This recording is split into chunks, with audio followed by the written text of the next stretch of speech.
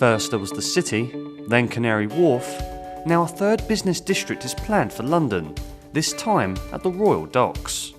Once the place where goods from across the world were first unloaded on British shores, this now derelict area is looking outwards again, seeking investment from the Far East. We've all seen what's happened in Asia with companies and how the economies across Asia have grown tremendously in the last 30 years. And now many of the companies that were behind that, many of the enterprises that have been behind that tremendous economic growth, are now at a stage where they need to reach new markets, they need to be able to export, they need to be able to sell their goods and their services outside of Asia. And so this is the ideal place for them to come to do that. Chinese company ABP, Asian Business Port, won the contract to redevelop the area in 2013. Work will begin this year developing the 4.7 million square foot site over the next decade. The plan? To give Chinese and Asian companies a foothold in London in order to reach new markets across Europe. We're creating something unique. We're creating a business district that will be for companies coming from Asia to set up their headquarters for UK and Europe, or for European companies and UK companies that want to trade with them. So this will be a centre for Asian business looking to reach new markets. ABP claim that their £1 billion investment to create the Asian Business District at Royal Albert Dock in London will result in up to 20,000 jobs and generate £6 billion to London's economy. Thousands of new homes are also being built as part of the area's regeneration, like here at Royal Wharf, a joint development by Ballymore and Singapore-based Oxley Holdings. How the London story came about was because I understand that Boris Johnson, the Mayor Boris Johnson, was drumming up investment into London. He went to Beijing and subsequently went to Hong Kong. He was giving a talk about Docklands regeneration project in London. This project is basically about planning permission for 3,400 apartments.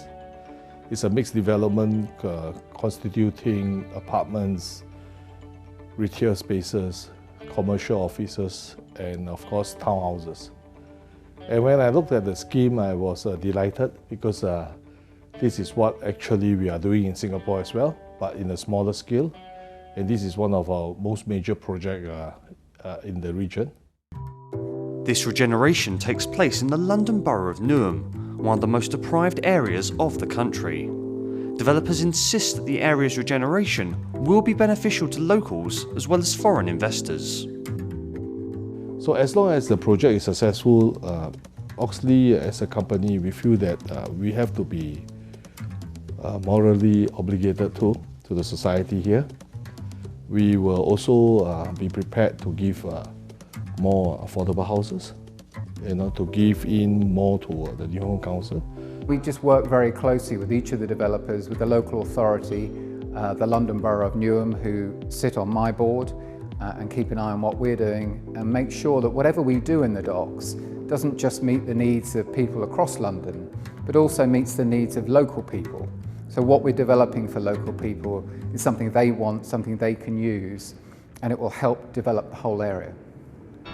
Along with the creation of a new business district, homes and jobs, comes improved transport links to the area.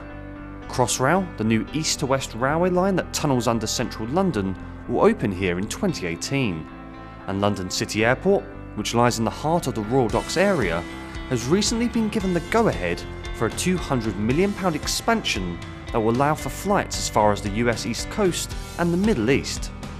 Very few places in London where you've got high-speed trains, you've got aircraft, and you've got connection to the road network quite well as connected as you have here in East London near the Royal Docks.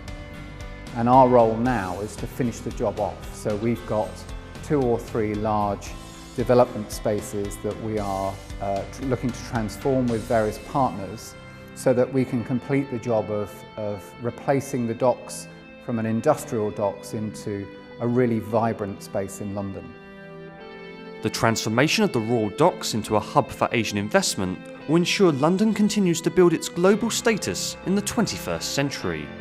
The challenge now is to make sure that these various new developments can harmoniously form a new community in the Docklands area, one that serves Londoners as well as the rest of the world.